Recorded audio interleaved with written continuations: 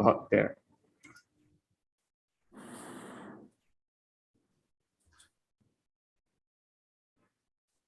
Okay. All right. Welcome everybody. I'm taking off my mask for a while so that you can recognize me. Yes, so I'm Tony from Art Gallery, and I hope you are all safe and well. And I am actually the curator of Mancapat exhibition, which I am right outside the space right now. And it's happening at Stanford Arts Center at Waterloo Street, Singapore until the 19th of December, which is next.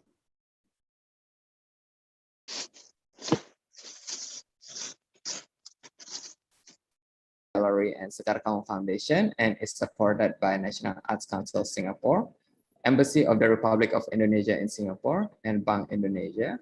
And this discussion session is also supported by Maybank Indonesia. So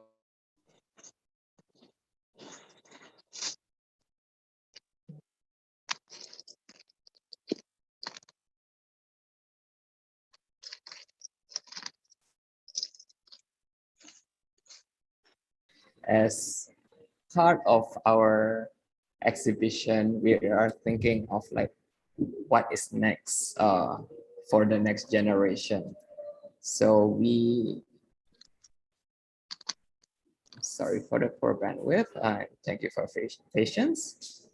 And yes, so we always discuss like what's next for the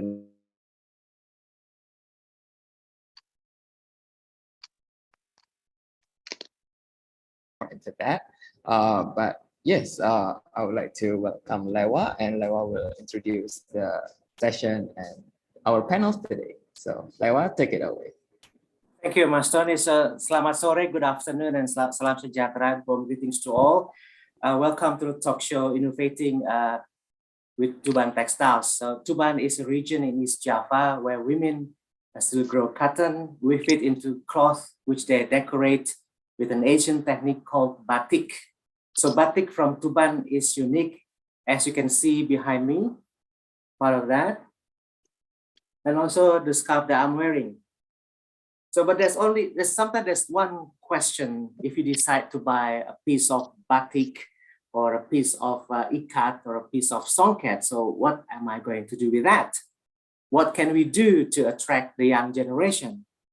And then we have agreed not to use the word millennials in this discussion. We use the term young generation. So the speakers, Wahyu Abraham and Josephine Sri, with their respective vision and approach, will answer your questions. So we've got 15 minutes each for each speaker. And after that, we open the floor to discussion. So if you want to ask questions in Bahasa Indonesia, that's also possible. Before we start, I want to read this third farmer's prayer for planting cotton seeds from a book written by a respected scholar of TUBAN, batik in TUBAN, Ibu Ren Saringga. It's written in Javanese, but if I try to read in Javanese, I think my accent will be totally wrong. So let me read the English version of that. So the Karak farmer's prayer for planting cotton seeds. In the name of Allah, most gracious, most compassionate, my intention is to plant cotton, sticking together like a kamlaka tree, curling like the keduya plant, indeed heavy and full like the sun, twinkling like the stars and the moon. Don't pluck this cotton off the tree if the moon and the stars have not yet set. All comes from Allah. So, Mbak Epin, all yours now. Okay, thank you, Mas Lewa. Good afternoon, everyone. First of all, let me thank you for Yayasan Sekar Kaum, Singapore Embassy, and the Art Gallery who has invited me in this event. Nice to meet you all. And my name is, you can call me Josephine or Epin. I stayed in Bandung because I work in Maranatha Christian University as a fashion design lecturer. And today I'm going to share my experience working with this 3D textiles from TUBAN. And I believe that some of us have the same dream about the craft textiles. Okay, I'm going to share my presentation. Is it clear? Is it shown? Okay. So the title is I Choose the Dream of TUBAN, collaboration to improve local craft styles. And the first time I have a chance to work with this intriguing textile was last year when Mbak Kiki or Ibu Chandra Kirana contact me, and we discuss a lot about many things, and one of them is about TUBAN textiles. And TUBAN, as we know and mentioned before, is located in coastal area in the north, and they became a center of trading since Majapahit. And because of that, the culture is mixture from and it's in the textile, and we can see here. It's called tenun gedogan, which called why it's called gedok, because of when the weaver start to loom,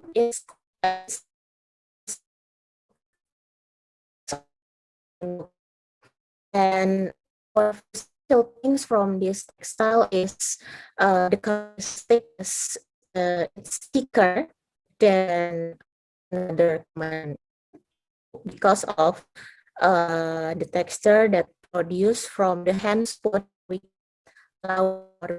in Indonesia. And the material is printed locally in the market or village. You can see the mass section back there, and then the weaving activity, the women of women in there, and before and start last year, I used to make a concept but this came from the concept of home, because when the past spread in Indonesia and across the world,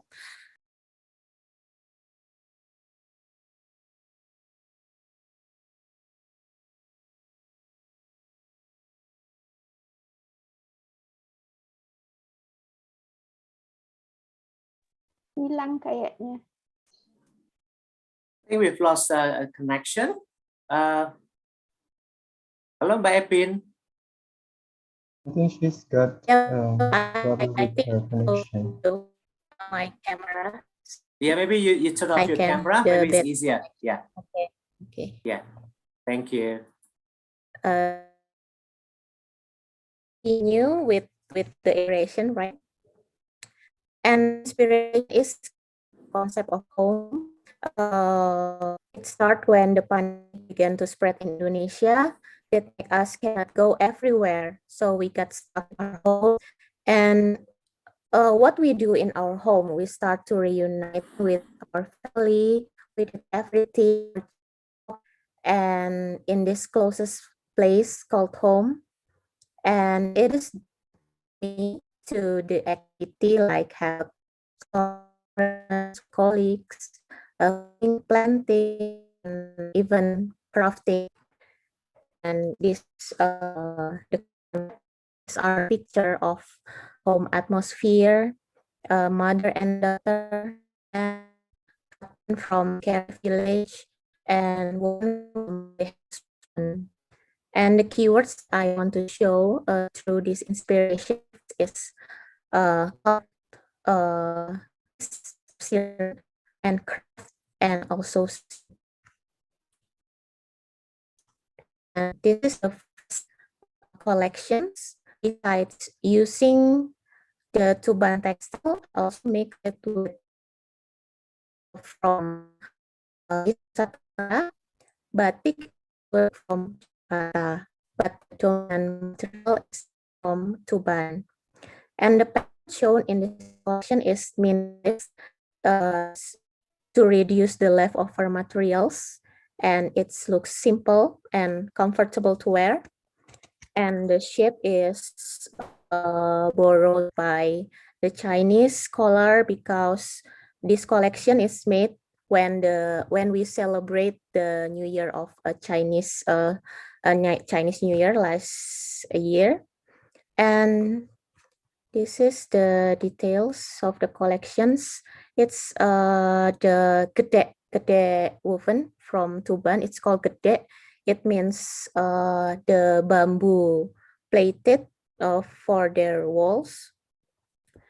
And besides this collections, I also completed with the accessories, small accessories like obi. And then this is combined with the flower knitted. It's very detailed. It's all from Yayasan Sekar Kawung together with from Bali. It's their program, the community empowering program, besides in Tuban area. And this is the mix and match with the Tuban within. And then it's combined also with the Sumba textiles. So I try to put another color, another characters through the collections. And then after about 1.5 semesters in this year, I start to let my students to have an experiment with the local textiles. So they directly touch these textiles, and we have a collaboration program with Yayasan Sekar Kawung, making accessories bag project.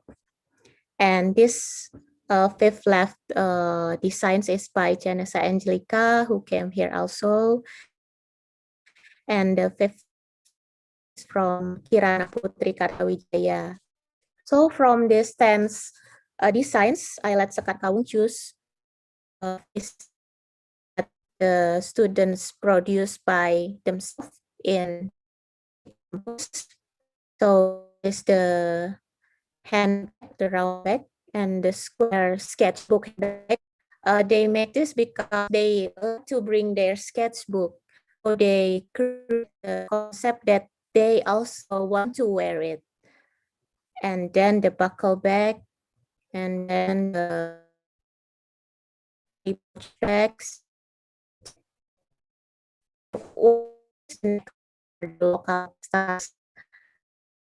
I think to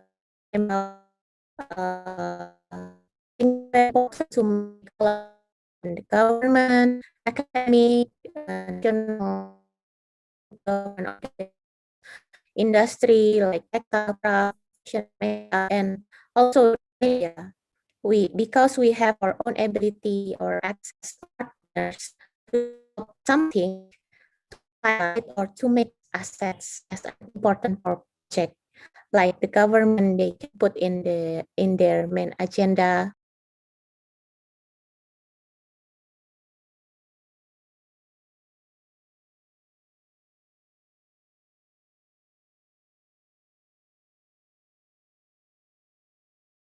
I'm so sorry for the poor connection in here. I think it's follow in this collaboration. Our students really need to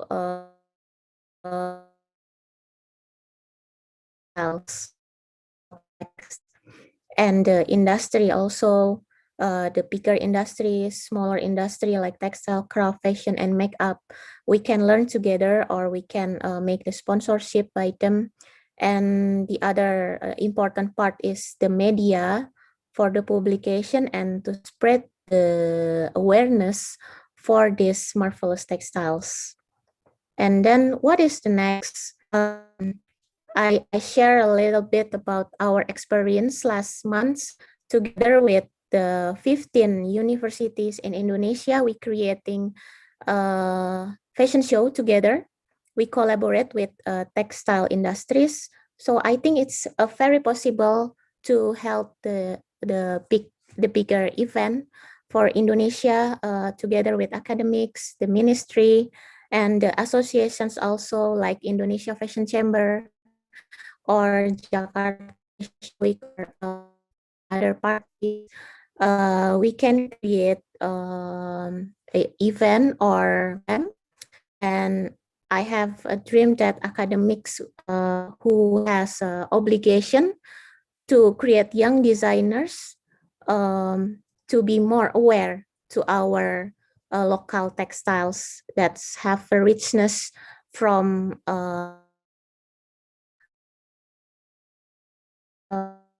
that was all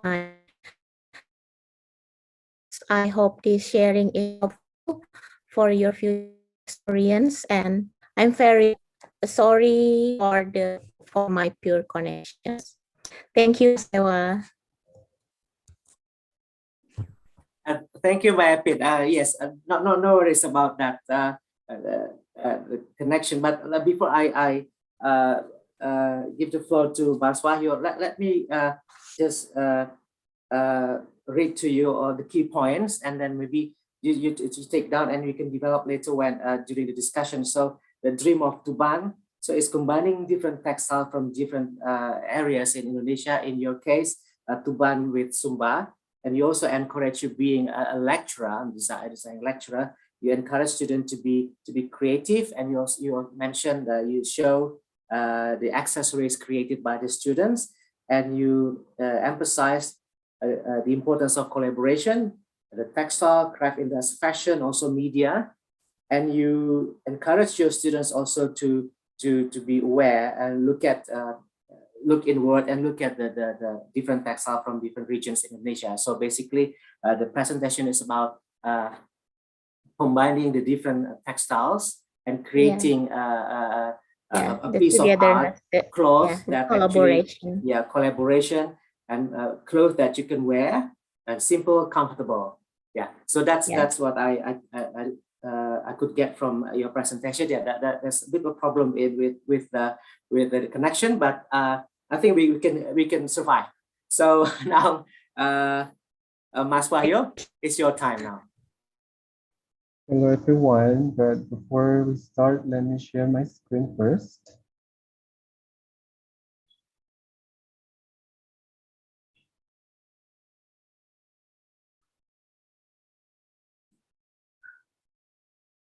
Okay, I think it's pop up, right? Is it seen already? Yes, yes, it's in. All right, so before we start, let me say thank you so much for the Indonesian Embassy for Singapore and Ibu Chandra Kirana from Sekar Kawung and all the sponsors that supporting us so that this event could happen today. And thank you for having me.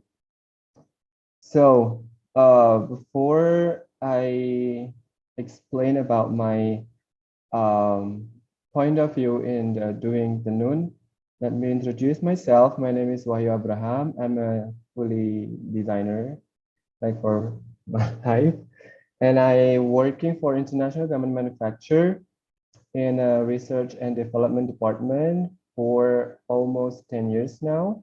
And with the noon, I started in 2017, and I, tell myself that I should be their body. Like it's something that I'm gonna explain to you guys regarding the future for our for the young generation in terms of this body thing.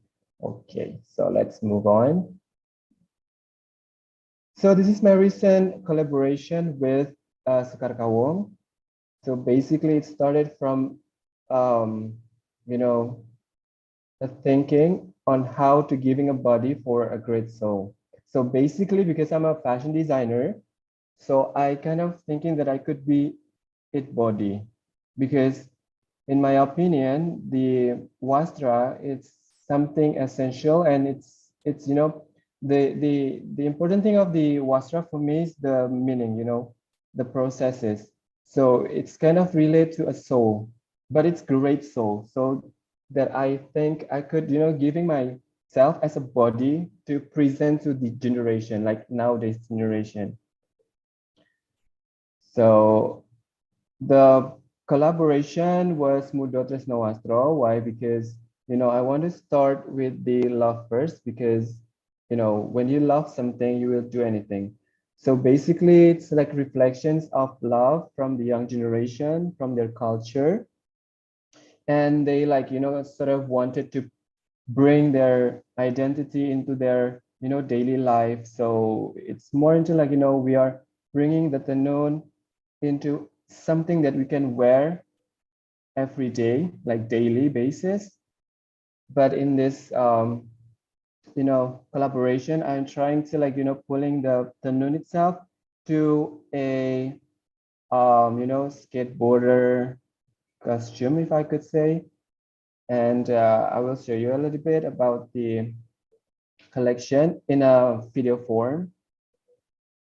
So I wish that you guys enjoy it, like for the 3 minutes of our collaboration video that showing the Mudo Desno Wastro.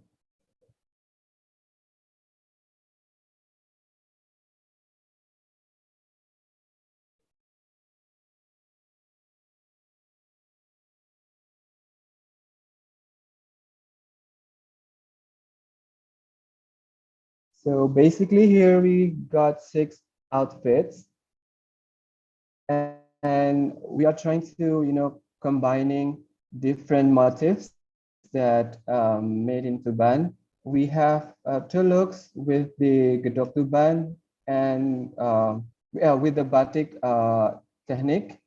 It's called Krompol Enam. And then we have one old pattern. It's called Kembang Polo. And then we have like the stripe looking pattern. It's called Lalar Mencok Pagar. So basically it can be like old motifs, but again, if we leave it behind and we just to stick into, what people gonna to say, this culture gonna disappear.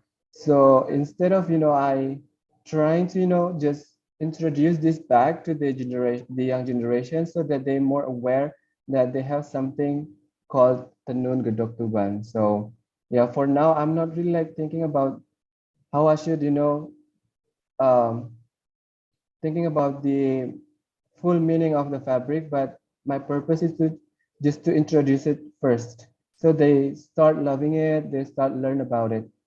Yeah, that was my thinking process in this collection. So I'm not like, giving a heavy, heavy topics, but I trying to like approach in a way that they, kind of curious first, start loving it first, but again in their,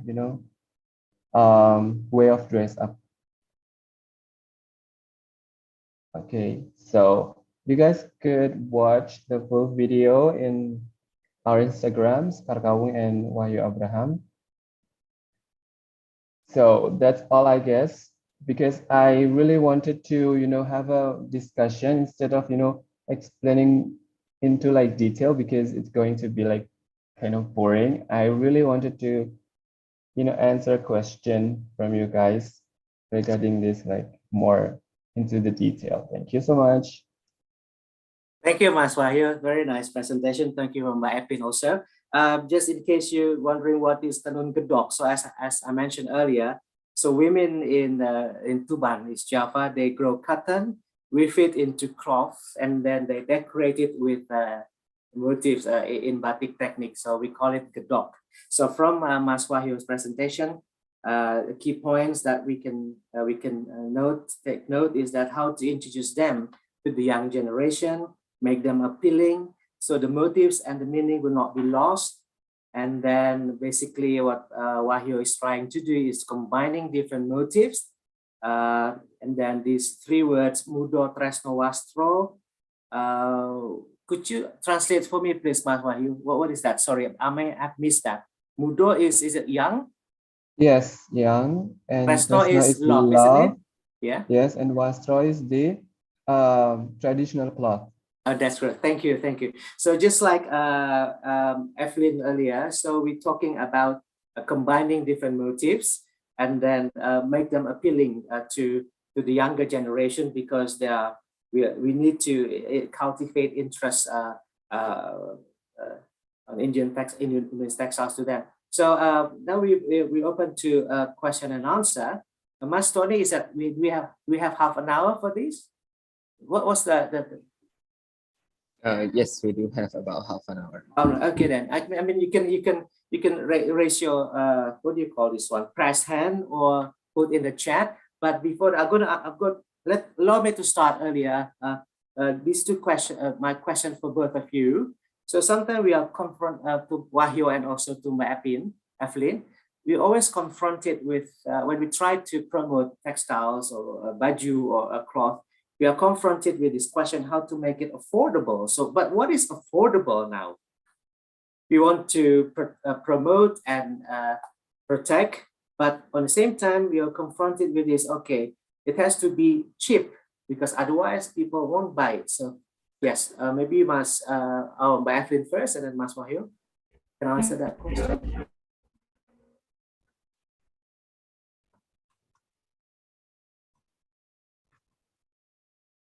Okay, I think I can start it first. Okay. So basically, I never believed that tenun going to be cheap because it's kind of, a long process and it takes, months to creating it. And, if we make it cheap, I think we lose the appreciations towards, people that involved into the making process, and things like handmade never be cheap. That's what I believe, because we pay for those long processes, those tears, blood and sweat, and we are paying for whole essential, like the whole story of it. We are not paying just a piece of cloth that we can, buy it if it was made by machine. This is something that made by someone that, giving their dedications towards the cloth itself. So I think never think that it's expensive. You just pay for what, worth for it. You are helping people to stay alive. You're helping people to keep themselves creating it, and keep it for the future. So I think word of expensive is just, from someone that, randomly trying to be in the Tendon community and then they not having like wider research of it. So I'm not really, bother if people say it's expensive. Means that, okay, it's our, like our responsibility to make sure that they understand as well. That's why now one of my responsibility to make the young generation understand that this is something, the same, like when you buy expensive shoes, you also learn if that shoes also may be handmade or it was, worn by someone. But in another hand, I also need to make sure that they understand that why it's expensive, because it has long processes, it has, meaning in it, and it's also can be like something you're proud of if you, able to telling that story. I guess, yeah. Well, basically my point is that Tenun cannot be cheap for sure. But Evelyn, what's your thought? Because you are mixing of different types of textiles from, so sometimes and then so and then which means that the cost could be higher too. But what's your view on that? Does it have to be cheap, or how do you deal with that? The argument that it has to be cheap, because sometimes being cheap, being affordable can be two different things. In my opinion, the price if we can talk about the price for the traditional textiles, especially in Indonesia, I think it's quite cheap due to the process, the long time to produce the textiles. For example, like TUBAN, it's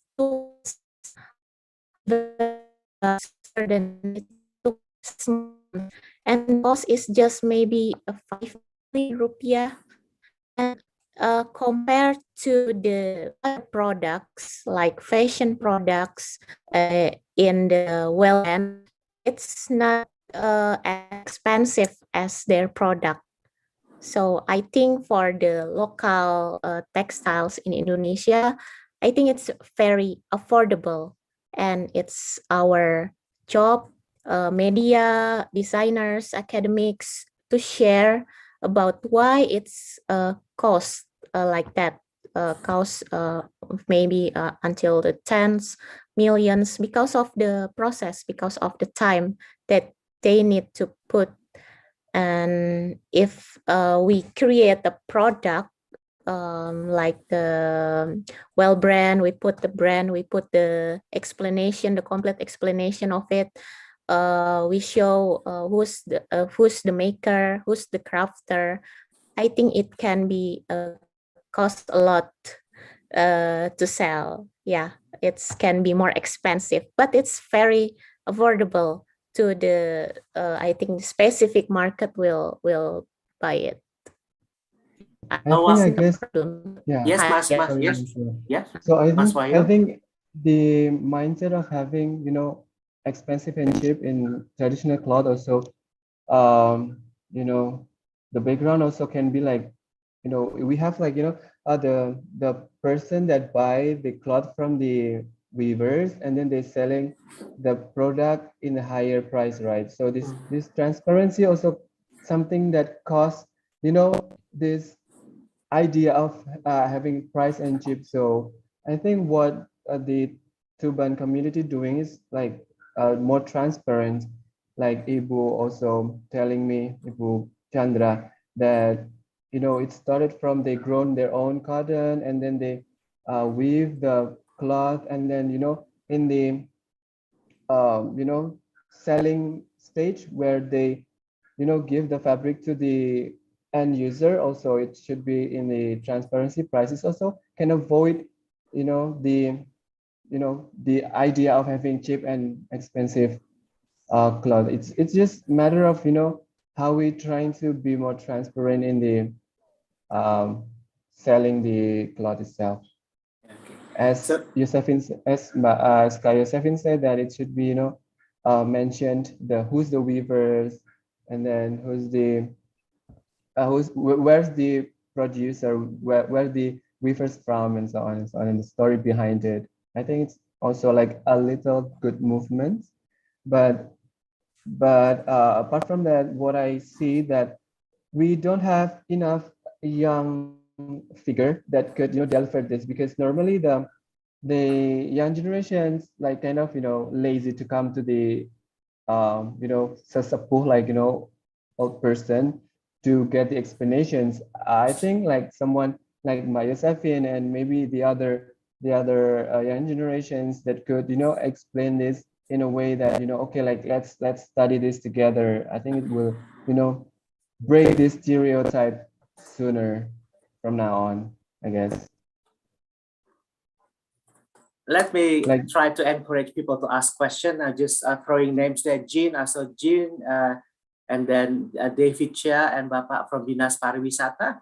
Pak, ada pertanyaan, Pak? Bisa dengan bahasa Indonesia kalau mau. Yes. Oh, Bapak masih di mute. Before that, there is a question from David there. Is there any way to brand it so that the only real tenun tuban can be sold as that and not a print?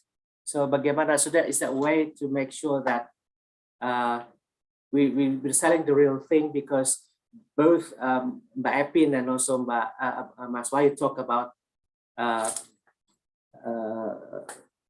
cultivating the interest. So we have to go with the real thing. Siapa dulu? Anybody can? Both of you can answer that. The real question is in the chat. If you want to check, you can take a look also. Okay. Yeah. Okay. I hope my connection is good enough. I can hear you. Yeah, there is in Indonesia some brand already start to use Asian textile as their main textile for their collections, and they use it the real textiles, not the printed sorry, fake batik or fake tenun like that, and they sell it relevant price, and it's start to empower the local weavers, yeah, like or also from Kiki. They also start to get the brand and to do the branding of the some of village in Indonesia. Sekar Kawung not only empowering the area, but also from Bali, from Sumber in Indonesia to cultivate their textiles and sometimes repro the textile that's maybe already gone, and a public didn't acknowledge it again. And we start to collaborate to do the branding. I think that's my answer.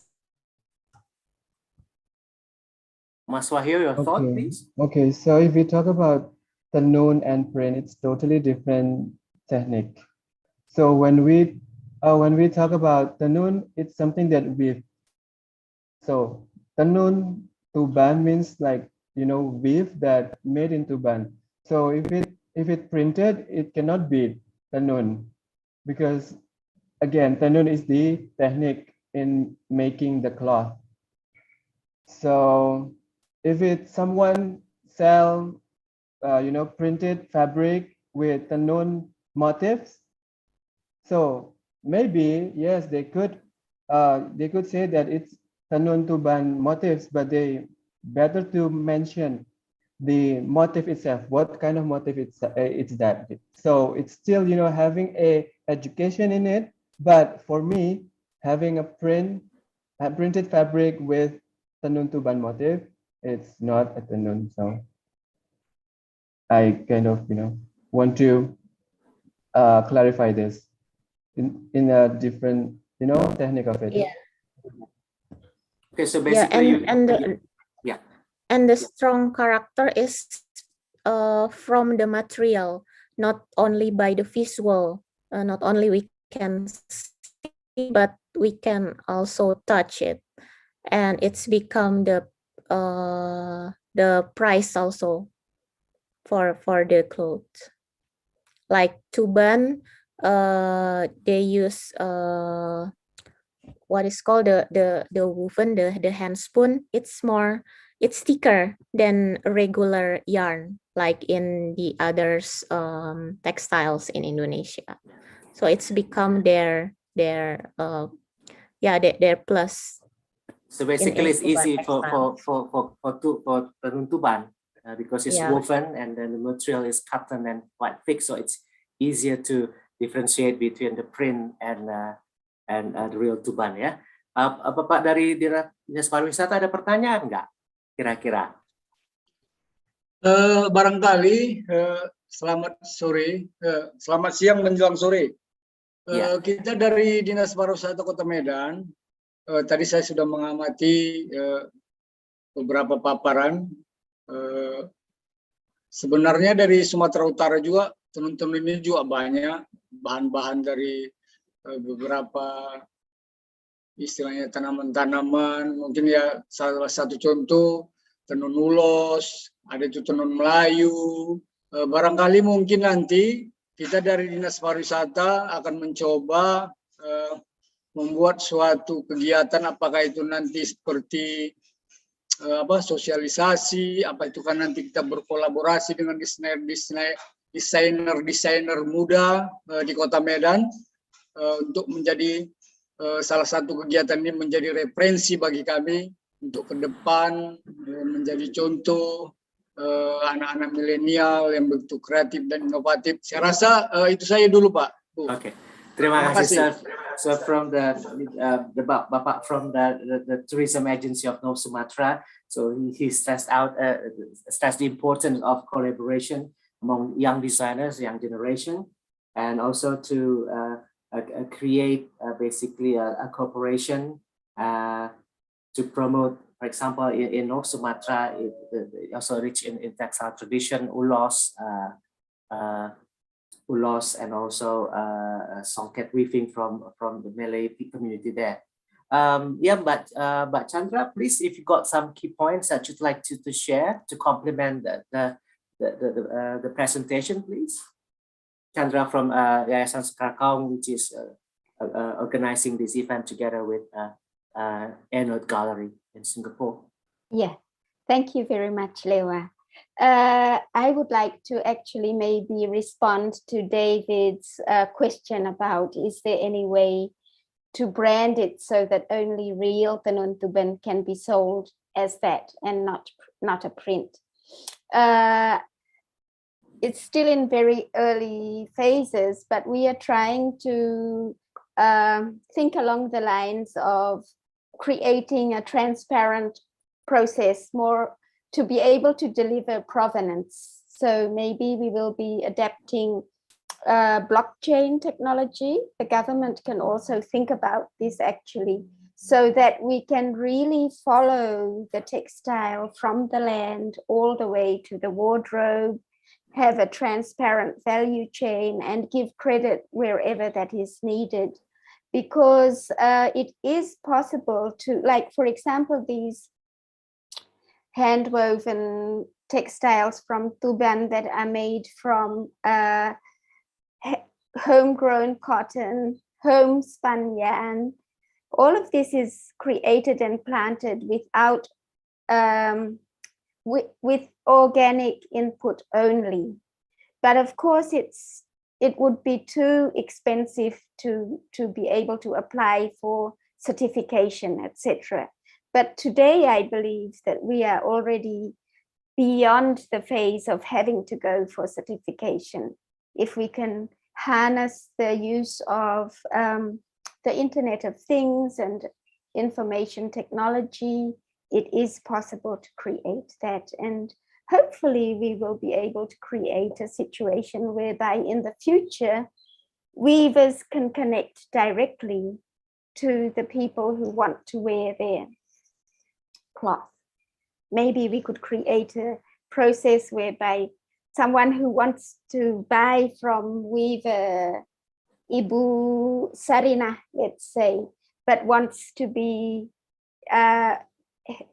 assisted by Mas Wahyo to design her dress. All of that can be brought together on one platform, and we will be able to break through the problem of people complaining about the cost, because they will really get a one of a kind. And the other important thing is they will get a product that has almost zero carbon footprint, which is very important for this day and age. Jadi mungkin itu, Mas Lewa, itu breakthrough yang sedang kita coba pikirkan untuk ke depan. So basically, thanks so much for Mbak Chandra, Mbak Kiki. It's got so much homework to do, basically, because we talk about promoting, but also like what David's question is valid. So how to really promote to make sure that people understand what they're buying, because you've got cheap imitation everywhere. And just a few points that I from the two speakers, also Mbak Chandra. So we need to talk about transparency, explain to the public the process of creating this particular piece, who makes it. We also need to educate the people and promote the real thing. And among those points that we need to make sure that people understand. But I've got a question, if you don't mind. So this is part when I introduce the talk, this key question. So if I'm buying, for example, this piece of very naive question, but I think it's very common question. This is a piece of textile. This is a TUBAN, the brown seed, long cloth like this. And then the question is that, why should I buy this? Because I don't know what I'm going to do with that. So maybe Mas Wahyu, Mbak Epin, or Mbak Chandra can chip in and answer that simple question, because I'm sure we asked those questions many times.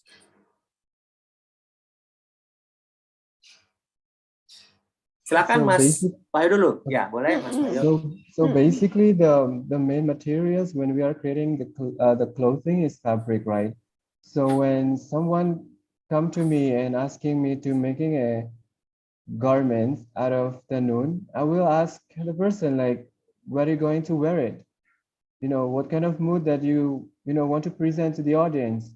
And then with that, I start creating a body, to give this soul, a place to, showing the true color, kind of, So basically, I will do like kind of, a brainstorming first with the clients, because, otherwise, if I creating something that just only good in my side, so it wouldn't be, impactful. So if you said that if you have fabric and then you come to me, I will ask you like, where are you going to wear it?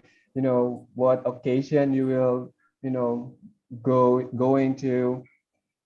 Yeah, and then I creating the sketch and then I, show it to the client, to you, and then if it's okay, I will make it, So there But will be a also discussion. Yeah, come again. For sure, I Discussion will have a between you. discussion. Yeah, and then I will, kind of touch the fabric, and then if it's not possible to make the traditional cloth for example, for men's shirts, yeah, I will tell the clients it's not good for men's shirts because it's harsh, because it's like this. You will get this and you will get that, and then you better to make it for pants, for example, or jackets. So I kind of have that brainstorming first before creating things.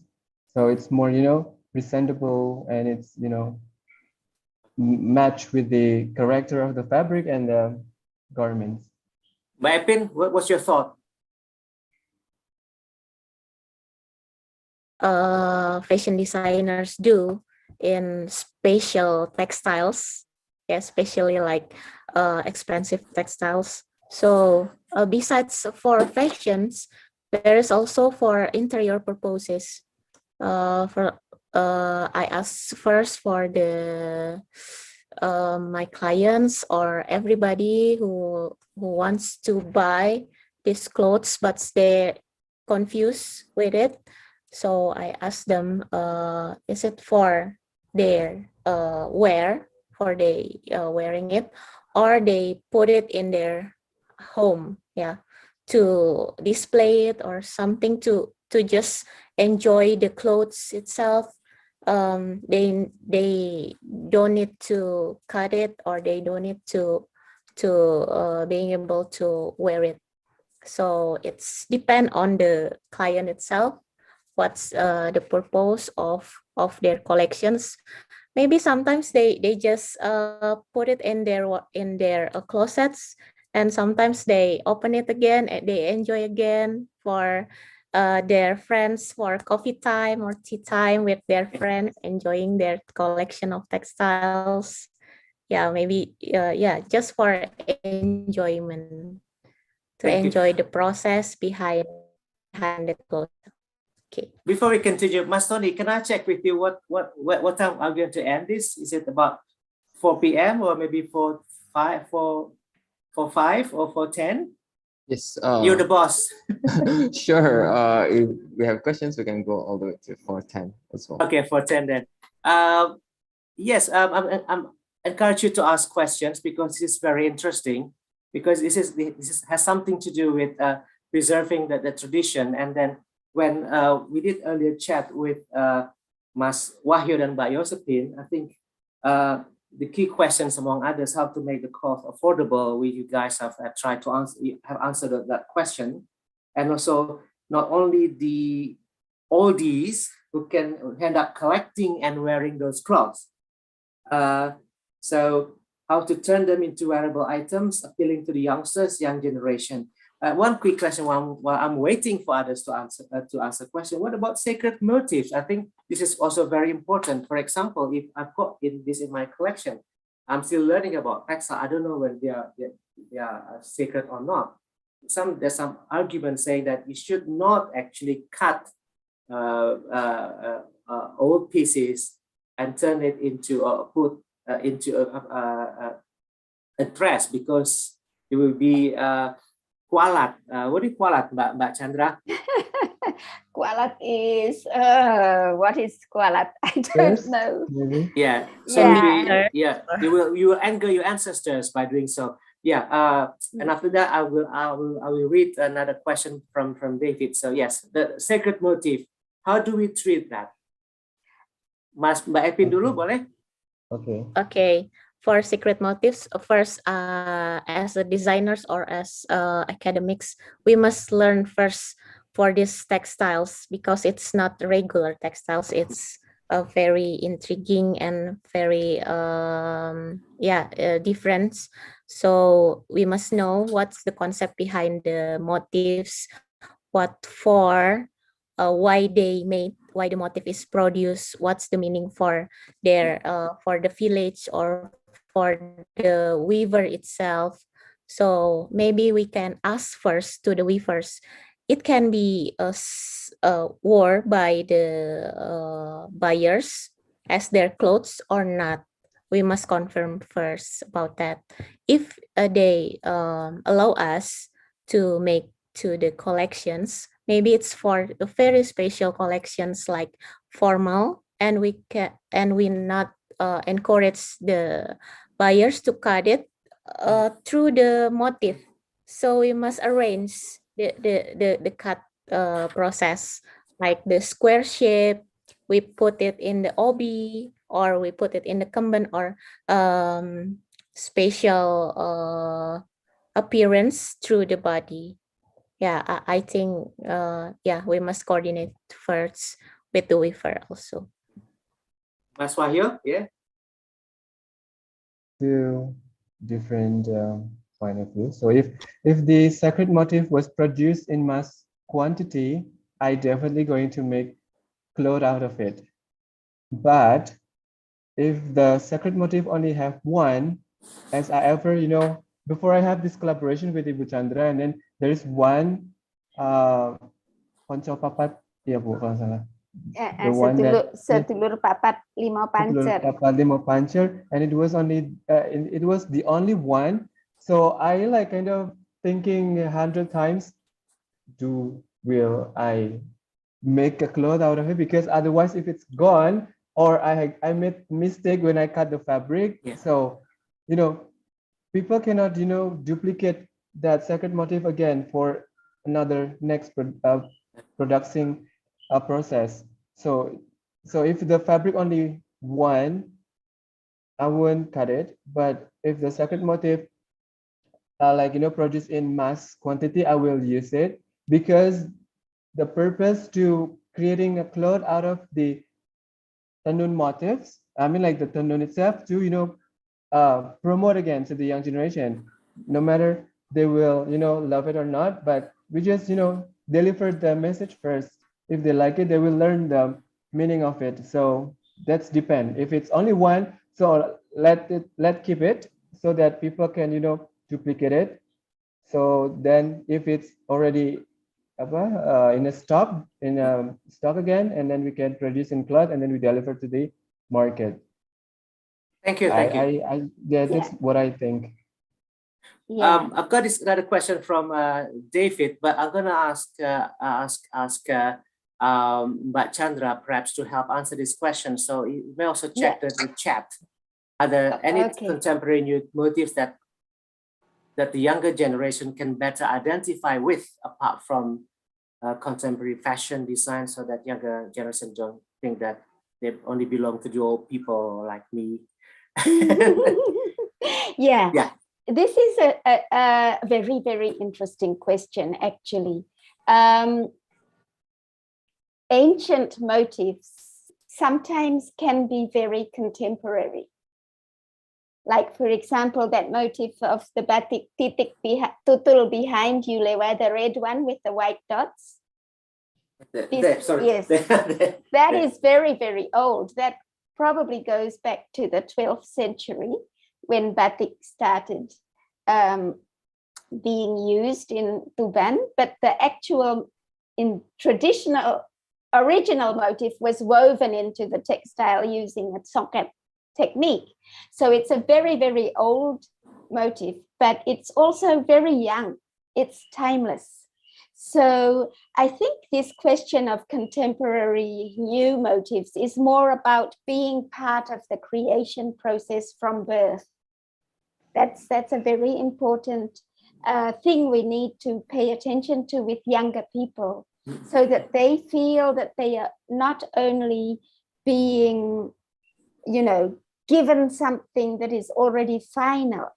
Young people need to know that they are also part of the renewal. And this is actually a very important message of this Tenun Gadok Tuban and the Mancapat, because the Mancapat is actually about the circle of life. And the circle of life is always renewed. And through that message, what we want to say is that textiles, traditional textiles, are a cultural heritage which will only remain alive if we continue to renew it over and over again. So one of the things we do when we are working in weaving or textile communities, Lewa, is to actually, in a participatory way, try to dig back into the cultural roots, and from there create with the community something new, which will look very old and classic, but will be new as well. That's one thing. And I would like to also respond a bit to your question about what do we do if we get this piece of textile. This exhibition that is happening now is a very small one, actually, but a lot of people are interested in it. I think because of the way the textiles are presented and the way we are presenting the whole journey of the cloth from the land all the way to the finished piece of cloth. And everyone loves to know that process. I think this is a very important point for Bapak from Dinas Pariwisata juga gitu. Jadi prosesnya ini sangat menarik dan sangat mendidik. Because in Indonesia, di Indonesia itu sangat-sangat amazing. The material, the botanical material yang kita bisa jadikan kain itu jenius sebenarnya masyarakat Indonesia. So I hope that answers a bit your question, David. Thank you for such a good question. Terima kasih for the opportunity, Lewa. No worries. We still have 7 minutes, but I'm sorry if I sound like I'm hijacking this, but I like to ask questions because that's my job as a journalist. But if I don't mind, if I may, I ask Mbak Epin and Mas Wahyu again. I mean, you guys, from your presentation, you sound very optimistic. And especially Mas Wahyu, you're very, very optimistic. But I want to hear from you. What are the challenges that you're facing, actually? I mean, I'm sure that people are back to say, oh, I can't do this because this is not modern enough. You're charging me too high. I can't buy your design. I'd like to know, maybe from Mas Wahyu first, what are the challenges, actually? Okay, the challenge was the timeline. For me, like when I work with Ibu like giving me so much freedom to explore. Ibu Chandra giving me like, wider range of, exploration. But when it came to like another, collaboration, sometimes it's like, so narrow. So that's the only, obstacles that I face when I, trying to introduce this unknown to my generation. Is it, can you guys hear me? Is it clear? I mean, like, Yes, it's clear. yeah. So I think like so far that's the only the only obstacles I face. But from that, like everyone that in the Tanun community, they love to share their knowledge and so on. So knowledge part, like that things for sure it saves, but when it came to like, you know, how to introduce to my generation, yes, sometimes the bridge is not, you know, available because sometimes, you know, we are still in the environment where, I don't know, you know, people still like thinking I'm too young to, you know, present this, or, you know, that kind of mindset is still like, but I do believe that I have enough time to reach that stage. So I just keep going. My opinion is, and after that, I think Jenny is about to ask question, but by Evin, and then yeah, your thought, please. Experience back when I was in college, and at that time I have a chance to work with the Dayak Basap. It's located very remote area in East Kalimantan, and the challenge is for young generation is the place and what is a jarak in English? The Distance. the gap, the distance between campus in the crafter. So because they didn't came directly to the crafter, they can get belong by the emotional engagements to the crafter, how the process, they just know it from by the book or by like this webinar. I think if academics have chance to go directly there and have a chat with the weaver, crafter there, how they created, or even they can have a experience directly to create the textiles. I think it's good for the young generations, and they can build the strongest emotional engagement, and they can be proud of the textiles. Thank you. That's my answer. Jeannie, do you have a question, Jeannie? Yes, hello. Yes, hello. Yes, go ahead, please. Is it possible that sebelum ditenun, motifnya itu sudah ditentukan berdasarkan posisi pola bajunya? Jadi kan kita udah tahu nih ya, sebagai desainer harusnya sudah tahu nanti bagian lehernya di mana, dadanya di mana, pinggangnya di mana gitu. Bagian depan yang mana, bagian belakang yang mana.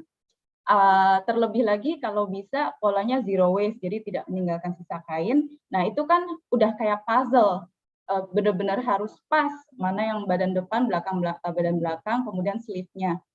Apakah bisa sebelum ditenun kita sudah merencanakan dulu posisi motifnya di mana, sehingga ketika ditenun tuh benar-benar pas di daerah itu aja yang diberi motif, sehingga nanti ketika kain dipotong itu tidak mengganggu motifnya. Kalau di batik, di jumputan, ini udah saya terapkan dan bisa. Tapi kan kalau ditenun mungkin teknisnya beda, mungkin lebih sulit juga. Tapi apakah ini possible?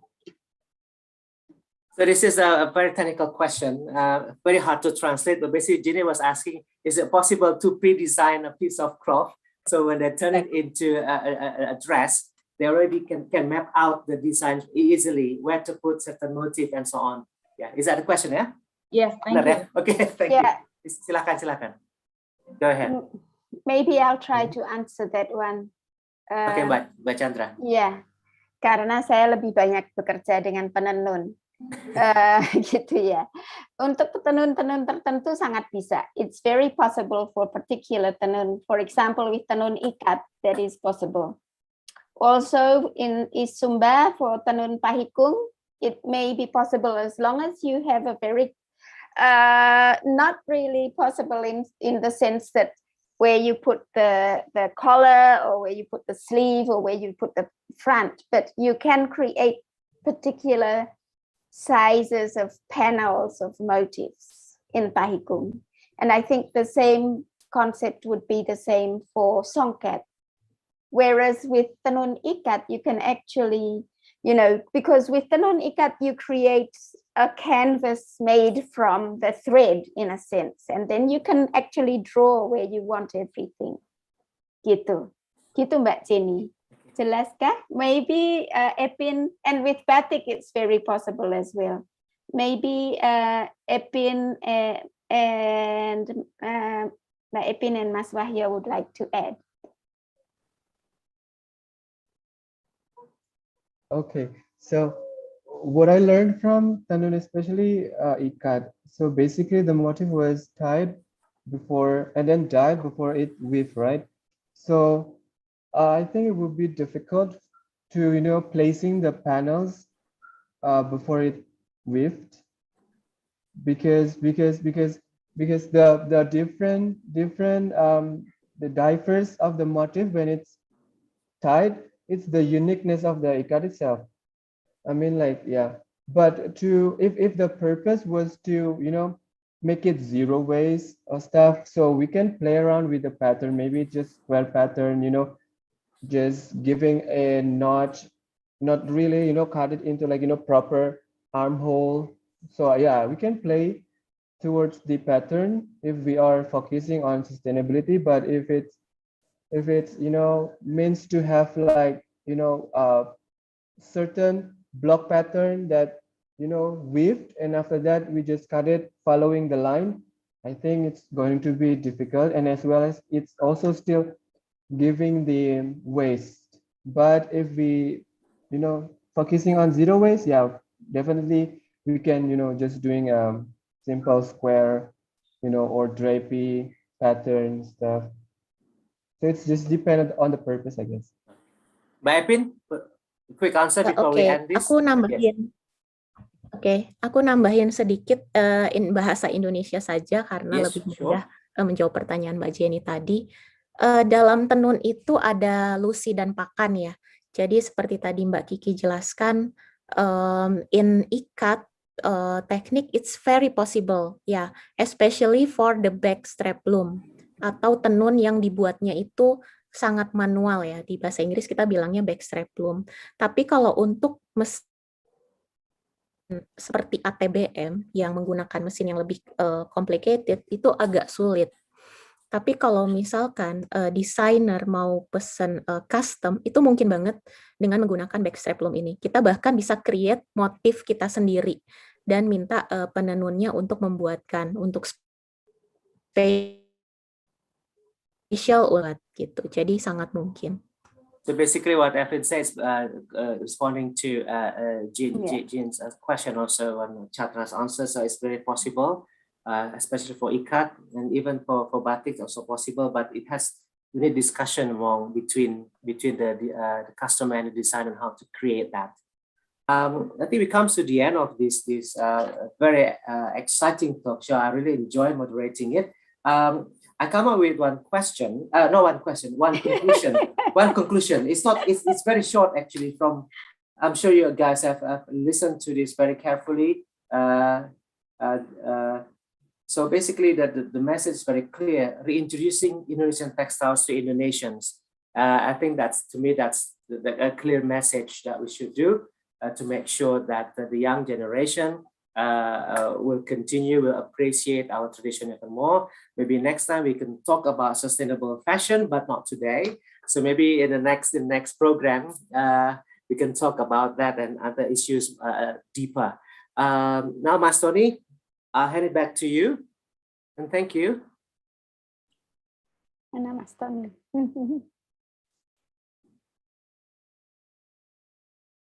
Mas Tony, are you still there?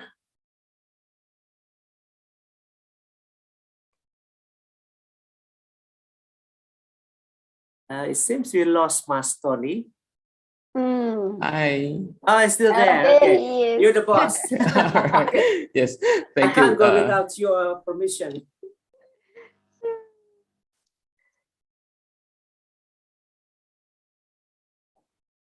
Everything and Epin and Wahyo for being such a great speaker and sources. So we are still engaging in a discussion, and yes, definitely do drop by our exhibition as Hmm.